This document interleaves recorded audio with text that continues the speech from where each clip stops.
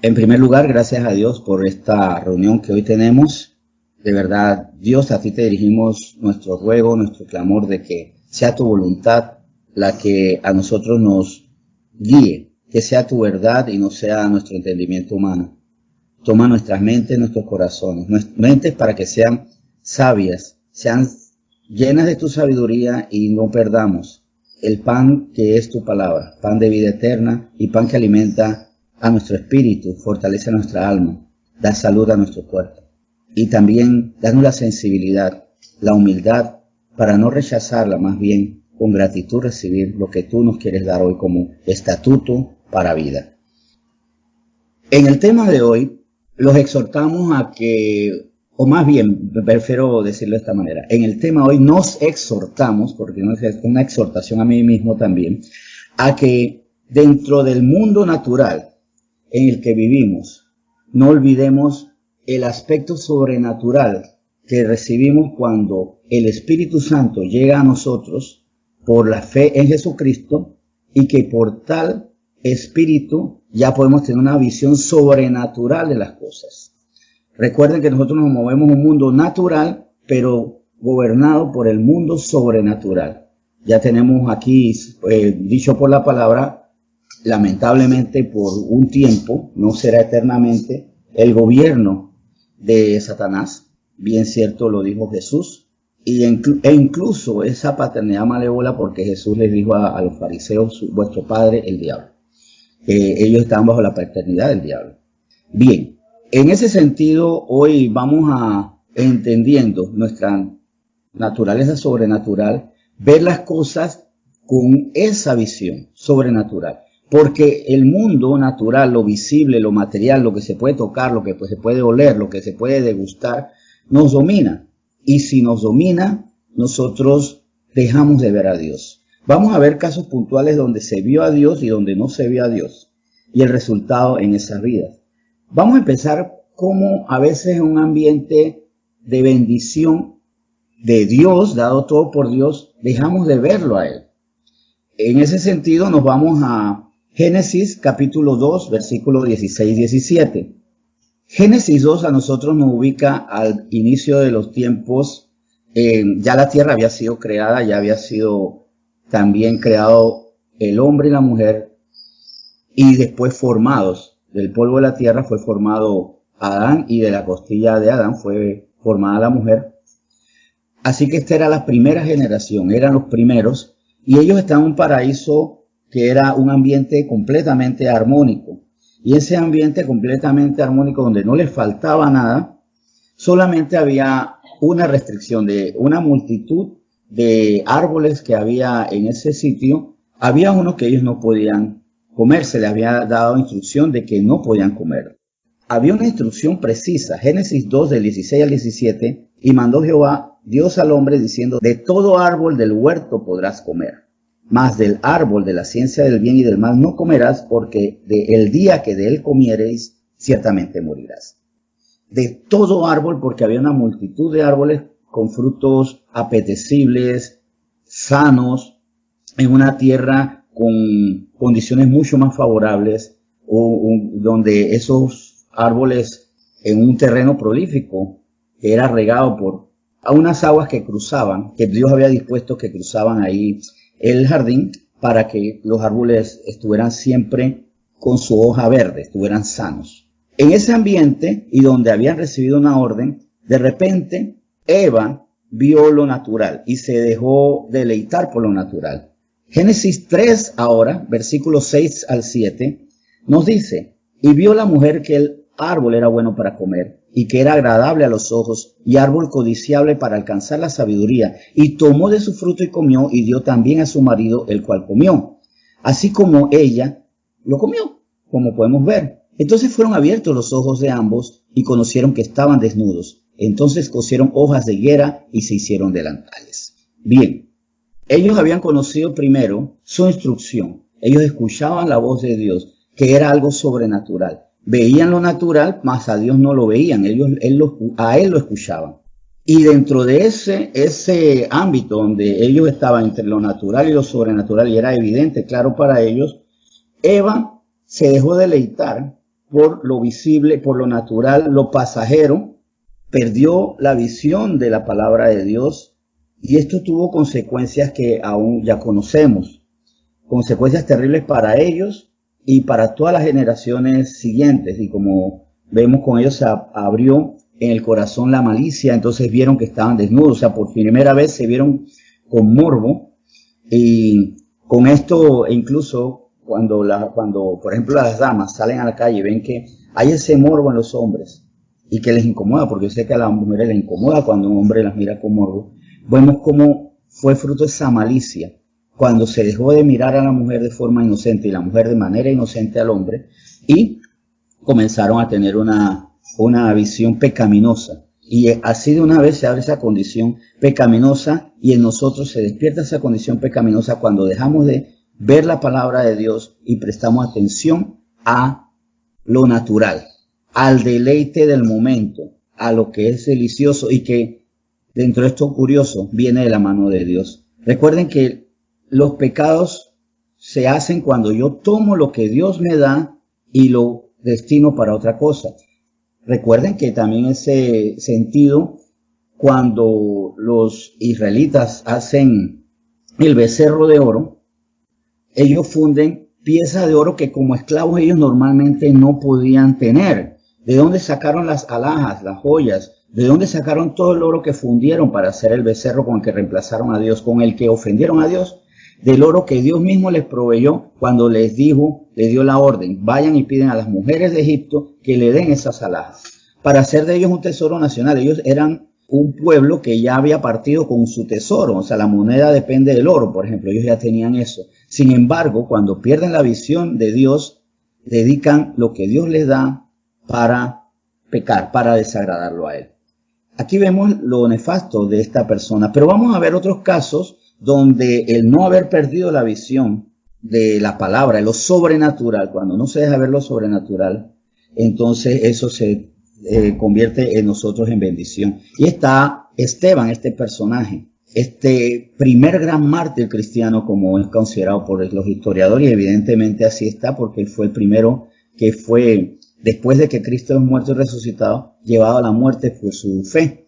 En Hechos 7, del 57 al 58, vemos que después de una fabulosa prédica con fundamentos históricos y doctrinales perfectos, profundos, ¿qué ocurrió con la concurrencia?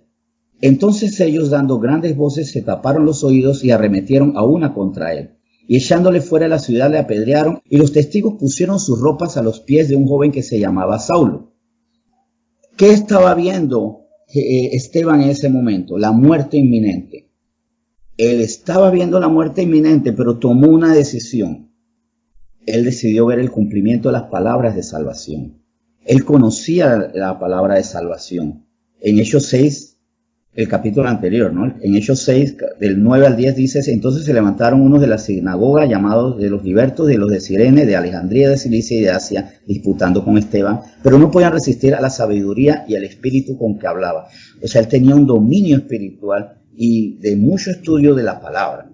Pero en el momento de la crisis, ¿qué pasa con nuestro conocimiento?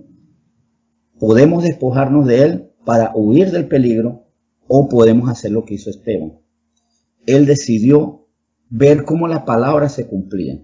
En Hechos 7, del 55 al 56, él puso sus ojos en el cielo. Pero Esteban, lleno del Espíritu Santo, puesto los ojos en el cielo, vio la gloria de Dios y a Jesús que estaba a la diestra de Dios, y dijo: he aquí, veo los cielos abiertos y al Hijo del Hombre que está a la diestra de Dios. Él decidió ver el cumplimiento de la palabra de Dios. En estos momentos es crucial que veamos lo sobrenatural, el cumplimiento. Dios cumple. Dios no miente ni se arrepiente. Esto me lleva a Isaías 40, del 25 al 26. Porque en el conocimiento de la palabra nosotros nos aferramos para no dejar de mirar lo divino, lo sobrenatural, lo eterno. Isaías 40, del 25 al 26 nos dice: ¿a qué pues me haréis semejantes o me compararéis? Dice el Santo. Levantad en alto vuestros ojos y mirad quién creó estas cosas. Él saca y cuenta su ejército. A todas llamas por sus nombres, ninguna faltará.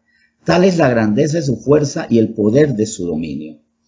Vuelve y queda claro que en los momentos de prueba, ya sea porque las dificultades nos aterran o los deleites nos quieren distraer, como el árbol, el fruto del árbol prohibido, ese fruto prohibido, nosotros tenemos que poner la mirada en lo invisible. Es como un contrasentido, mirar lo invisible, pero es que miramos por fe. Miramos por fe a Jesucristo, el autor de nuestra salvación, porque creemos en el Espíritu, y el Espíritu no necesita tener ojos para ver lo natural, y no podemos ver lo natural en lo sobrenatural. Es otra dimensión que por revelación el Espíritu Santo nos va mostrando cada día. Y cómo tener esa visión sobrenatural a nosotros nos salva y da vida. Me interesa mucho el caso de Agar, por ejemplo, porque Agar no era una mujer del pueblo escogido. Ella tiene un hijo de una forma pecaminosa porque el pecado de Sara y el de Abraham, que olvidaron lo sobrenatural por mirar lo natural, que era que el vientre estéril, seco de Sara, los hace a ellos cometer el error de querer tener descendencia a través de la esclava, no de la promesa. O sea, se olvidaron de la promesa para tratar de, por la carne, de lo natural, de tener a ese heredero. Y ella fue víctima, pues. Ella como esclava no le quedó otra. Esto tuvo consecuencias terribles para ellos, para esa familia, o era una familia disfuncional porque no era el modelo de Dios. Y tanto así que en Génesis 21 vemos las consecuencias de esas decisiones que nosotros tenemos cuando actuamos conforme a la carne, viendo lo natural y se nos olvida lo sobrenatural. En Génesis 21, del 14 al 18, quiero leer cómo actuó Abraham, cómo actuó Agar y cómo pudo haber seguido equivocándose Agar, porque ella también fue parte de ese error, aunque como esclava no tenía potestad para decidir, pero fue parte de ese error, y cómo por escuchar a Dios tomó la decisión correcta. Desde el versículo 14 dice: entonces Abraham se levantó muy de mañana y tomó pan y un odre de agua y lo dio a Agar, poniéndolo sobre su hombro, y le entregó el muchacho y la despidió. Y ella salió y anduvo errante por el desierto de Berseba. Y le faltó el agua del odre y echó al muchacho debajo de un arbusto. Y se fue y se sentó enfrente a distancia de un tiro de arco, porque decía: no veré cuando el muchacho muera. Y cuando ella se sentó enfrente, el muchacho alzó su voz y lloró. Y oyó Dios la voz del muchacho. El ángel de Dios llamó a Agar desde el cielo y le dijo: ¿qué tienes, Agar? No temas, porque Dios ha oído la voz del muchacho en donde está. Levántate, alza al muchacho y sosténlo con tu mano, porque yo haré de él una gran nación. ¿Qué estaba viendo Agar? ¿Y por qué se alejó de un tiro de arco? Es una distancia considerable de su hijo. Porque era inminente que el muchacho iba a morir de una forma terrible, dolorosa, con sed, con hambre, abatido. O sea, la muerte por inanición es terrible, porque es lenta, es dolorosa, y estás consciente. En el caso de él como hijo, estaba completamente consciente de lo que estaba pasando, y su madre también. Sin embargo, ella tuvo la certeza, puso la atención en la palabra de Dios, que aquí más que por escritura vino de la misma voz del ángel de Dios, donde le dan la promesa. Dios ha oído la voz del muchacho en donde está, así que ahora toma una decisión. Levántate, alza al muchacho y sosténlo con tu mano, porque yo haré de él una gran nación. Obviamente ese cumplimiento se dio. Ellos no eran de la promesa, así que ellos recibieron fue una bendición aquí en la tierra. Los ismaelitas, que son de la descendencia de Ismael, del hijo de Agar, son naciones poderosas. Ahora, de una sola nación se extendieron a diferentes países, entonces dueños de riquezas. Entonces, cuando nos fascinamos estas imágenes de Dubái o de Qatar, ¿no? Qatar es una nación que para el Mundial del 2022, si efectivamente se realiza allí, está haciendo estadios que a lo mejor van a ser usados 4 veces y a lo mejor nunca más se van a usar, no le importa, lo van a hacer con toda la tecnología punta que no se ha hecho hasta ahora, porque tienen todos los recursos, la riqueza que tienen los ismaelitas, fruto de una mujer que no lo dejó morir y que conforme a eso vivió esperando el cumplimiento. algo formó ella luego Ismael, que él en vez de estar apresado en el abandono de su padre, que claro que le creó resentimientos y fue la base para que los hijos de Isaac y los de Ismael fueran enemigos hasta ahora, pero ciertamente en él sí puso esa semilla del triunfador, del que va a ser provisto por Dios. Y los musulmanes como religión, ellos tienen la mirada puesta en que Dios es su proveedor. Aquí en la tierra, y bueno, en la parte celestial, como no recibieron revelación, se hicieron de su propia religión. Ahí ellos no recibieron el sano mensaje de Dios, sino más hicieron su propia religión. Pero evidentemente lo que salvó a Agar y salvó la vida del muchacho fue haber escuchado la voz de Dios. Ella atendió esa voz y en efecto de él salió una gran y poderosa nación. Recordar entonces que nosotros nos movemos en un mundo natural que nos dice, mira lo natural, y desestimamos lo sobrenatural. Pero ya en nosotros está la visión sobrenatural que nos da el Espíritu Santo. Para algo lo hemos recibido, para mostrarnos las cosas ocultas. ¿Qué son las cosas ocultas? Las que el mundo no nos deja ver. La grandeza de su fuerza, como dice Isaías 40, 26, la grandeza de su fuerza, el poder de su dominio. Pero también dice Isaías 40, 26, levantad en alto vuestros ojos y mirad quién creó estas cosas. Para yo mirar quién creó estas cosas, no las cosas, porque me la paso viendo las cosas, para mirar quién creó estas cosas debo tener una visión sobrenatural, que es por revelación, porque es fácil para quien ve darse cuenta que las hojas son verdes y que son movidas por el viento. En eso no hay ningún mérito. Recibimos esa capacidad de ver las cosas por los ojos que el mismo Creador nos dio. Pero ver lo sobrenatural nos lleva a nosotros a intimar con Dios y sobre todo a vivir conforme a lo invisible. ¿Cómo estoy viviendo ahora? ¿Estoy viendo lo sobrenatural o lo natural? Mi tormento, mi duda, mi miedo, mi angustia me revelan que estoy viendo lo natural. Mi confianza, mi gozo, mi paz son evidencias de que tengo los ojos puestos en lo sobrenatural. Y cuando la angustia, el temor me comienzan a atacar, debo mirar nuevamente lo sobrenatural. Es tiempo de creer o creer, no queda otra, para estar firmes, para no caer, para no vivir un sufrimiento innecesario.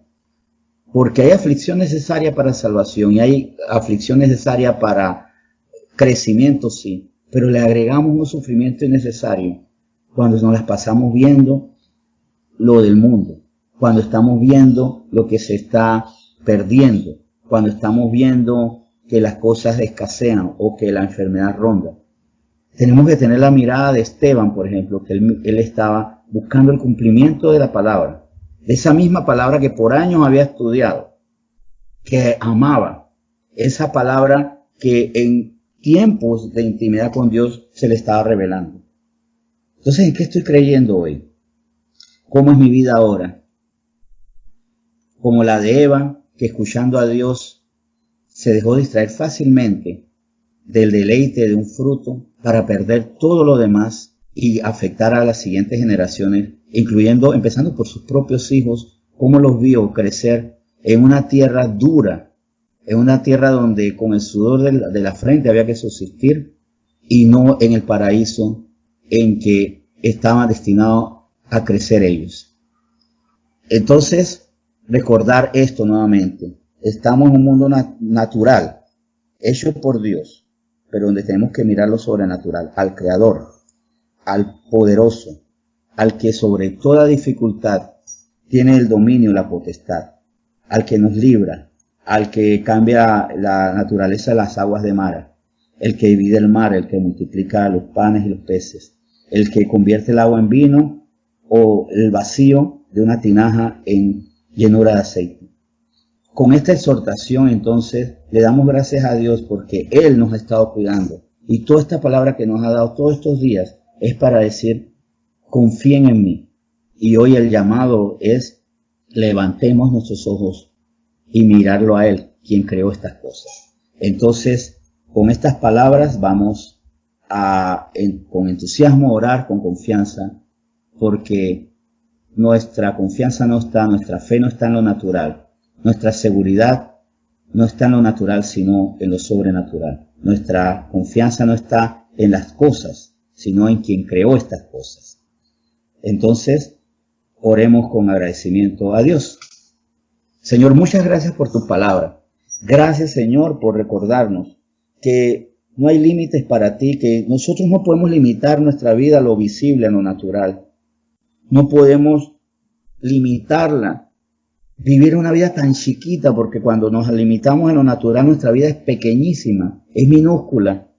Tenemos tantas cosas que podemos alcanzar si vemos a lo sobrenatural. Bendición para nuestra familia, provisión, vida eterna. Porque si decimos Dios da cosas grandes, no, Dios no da cosas grandes, Dios da cosas infinitas. Porque la salvación es lo eterno, es lo que no se puede medir, lo que no tiene ni principio ni fin. Y Él por ahí comienza a decirnos qué tan grande es, que nos da salvación eterna, que nos da gozo eterno, seguridad eterna. Por eso hoy, Señor, perdónanos porque a veces mirando lo natural, entramos en angustia. Podríamos caer, como pudo haber caído Esteban, pero no lo hizo por su fe, en el miedo a ser apedreados, lapidados, por las circunstancias, por los problemas.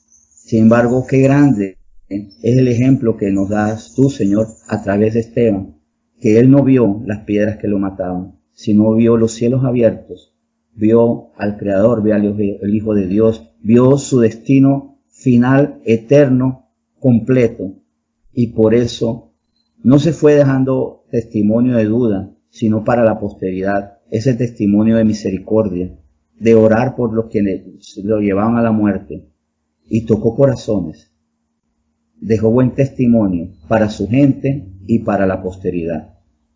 Señor, perdónanos si a veces como Eva nos vamos detrás de los deleites y olvidamos tu palabra, tu mandamiento.